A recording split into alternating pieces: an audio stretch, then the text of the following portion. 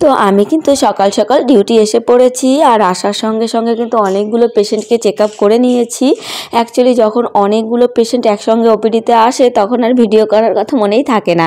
তারপরে হঠাৎ করে সবাই চলে গেল, আমি একটু বসেছিলাম, তখন মনে পড়লো যে একটু ভিডিও করে নিই। এই মা এসেছেন, এই মা এখন সিঙ্গেলি এসেছেন আর এখন অতটাও ভিড় নেই, তাই ভাবলাম আস্তে আস্তে কথা বলি আর একটু ভিডিও করে নিই।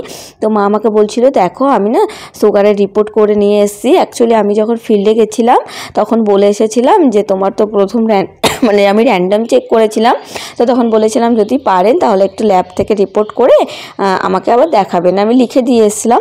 তারপরে দেখুন রিপোর্ট করে নিয়ে চলে এসছে আর আমি দেখে বলে দিলাম যে কী করতে হবে না করতে হবে, তাছাড়াও মেডিসিন দিয়ে দিয়েছি।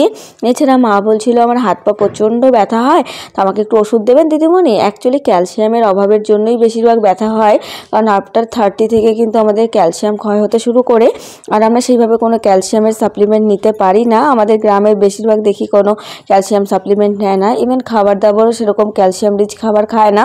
তাই সকলকেই বলছি আপনারা ক্যালসিয়াম রিচ খাবার খান এবং হেলদি থাকুন, সুস্থ থাকুন। যাই হোক, মাটাকে চেক আপ হয়ে গেছে, এখন কিছু অনলাইনের কাজ করব, পরে আবার আপনাদের সঙ্গে দেখা হচ্ছে। বাই।